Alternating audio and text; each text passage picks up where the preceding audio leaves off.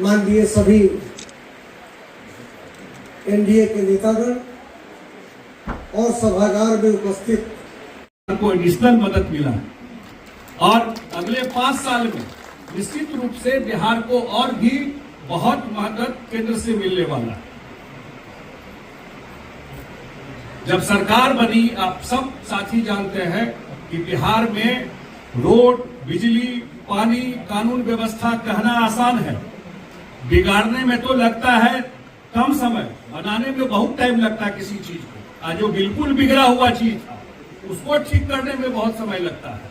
पिछले 20 साल में अनवरत कार्य करके आज ये व्यवस्था बनी और अगले 5 साल में, ये मैं आपके बीच में आज कह के जा रहा हूं, अगले 5 साल में जो इस सरकार का सबसे बड़ा काम होने वाला है, इस 5 साल में इस सरकार का जो सबसे बड़ा काम होने वाला है वो है इन्वेस्टमेंट और उद्योग बिहार में लगना। और आप जानते हैं, और ये काम तभी संभव है जो केंद्र और राज्य सरकार एक मंच पे आकर के इस काम को करे। निश्चित रूप से परिवर्तन नहीं हुआ, चाहे वो आजादी के समय हो गए, चाहे जेपी आंदोलन के समय हो गए। याद करिएगा, हमने कहा जब न्याय यात्रा निकला रहा बिहार में जंगल राज के विरोध में, तो चंपारण एक सीट जीतौलत। अब बिहार में भी सत्ता परिवर्तन भइल, जो आज सुशासन बाबू के सरकार चलता, जो कानून के राज स्थापित बा बिहार में, नीतीश जी के नेतृत्व में एनडीए गठबंधन के ओकरा के फिर हमने के मजबूती से आगे बढ़ावे के बाद 2025 में चंपारण, इंटायर चंपारण से एक सीट एनडीए गठबंधन के जिता के एगो मजबूत सरकार बनावे के बाद डबल इंजन की सरकार बनावे।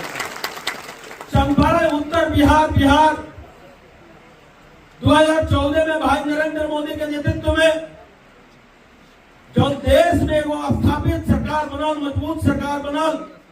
आज दिल्ली के पैसा आवेला तो निश्चित रूप से बिहार में खर्चा होला, अलकतरा के पैसा होला तो अलकतरे में बिछावल जाला, पशुपालन के पैसा होला तो पशुपालने में खर्चा होला, दवा के पैसा होला तो दवा में खर्चा होला। ना तो 1990 से लेकर 2005 तक और अलकतरा के पैसा आवत रहे तो अलकतरा घोटाला हो जात रहे, अगर पशुपालन के पैसा होते रहे पशुपालन घोटाला हो जात रहे। हमने के डबल इंजन के सरकार चाहिए कि दिल्ली से पैसा आवे तो निश्चित रूप से जनता के हित में काम हो गए, एक हमने के उपाय करे चाहिए। हमने के बीच में होते रहे मोदी जी, हमने के बीच में होते रहे नीतीश कुमार जी, से बिहार में सुशासन बाबू, सुशासन के सरकार कानून के राज स्थापित कैलस, कानून के साथे विकास कैलस। आज देश में सबकर साथ सबकर विकास, सबकर विश्वास अगर केहू जीता आदरणीय मोदी जी जितनी। आज नक्सलवाद, आज आतंकवाद भारत के धरती से समाप्त होता, भ्रष्टाचार अगर समाप्त होता, आदरणीय मोदी जी के नेतृत्व में हमने को नेतृत्व के अगुवा कर खतरा का स्वागत करे खतरा हमने के चंपारण के लोग मजबूती से आगे चलो। हम विश्वास दिलाओ तनी तमाम नेता गण के, जे लोग पटना से चल के आइल बा, दिल्ली से चल के आइल बा, कि चंपारण हमेशा आगे रहल बा। अब खास करके बगहा जिला जब पुलिस जिला बा, आगे रही नु भाई साहब, अभी आगे जा चुके हैं। ये मोदी जी का कर्म है, ये कर्म करके उन्होंने दिखाया इस देश के लिए, और इसलिए करके दिखाया क्योंकि उनके मन में एक भावना है कि हम देश के प्रधानमंत्री सत्ता भोगने के लिए नहीं, देश के लोगों की सेवा करने के उद्देश्य से हम यहाँ बैठे हैं, और इसलिए इस काम को उन्होंने किया।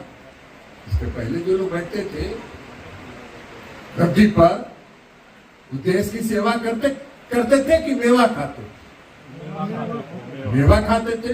भाई मनमोहन सिंह जी, स्वर्गीय मनमोहन सिंह जी बहुत सम्मानित नेता है, बहुत अच्छे अर्थशास्त्री है, उनका सम्मान करते हैं। लेकिन जब उनका शासन काल था, हम भी उस समय सांसद थे, 2004 से 9 तक, और उसके पहले भी लोग दिखते थे कि हर 1 महीना 2 महीना पर कोई न कोई घोटाला हो।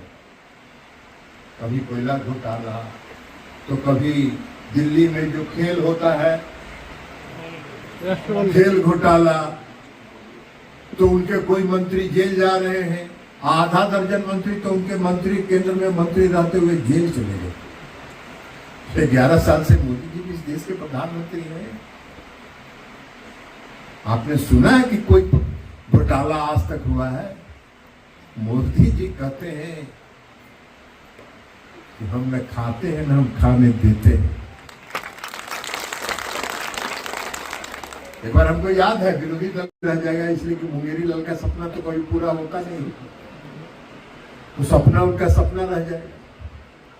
लेकिन एक बार कह दिए चुनाव प्रचार में कि सुप्रीम कोर्ट ने कह दिया कि देश का जो प्रमुख कोतवाल है वो चोर है। सुप्रीम कोर्ट गया नहीं, सुप्रीम कोर्ट ने खुद से अखबार में देखा और उनको बुलाया, कहा कब हमने कहा था, कब हमने कहा? तो कहेगी नहीं हमसे गलती हो गया। उन्होंने कहा कि लिखित माफी मांगो। तो ऐसे नेता देश को चलाने का सपना देख रहे हैं जो थूकते हैं और थूक के चाटने का काम करते हैं। ये क्या मोदी जी के सामने खड़ा हो? ऐसे लोगों को मोदी जी के सामने खड़ा होने का क्या हक? ऐसे लोगों को मोदी जी के सामने खड़ा होने का हक नहीं। का हत्या हुआ, अपराधी कौन था?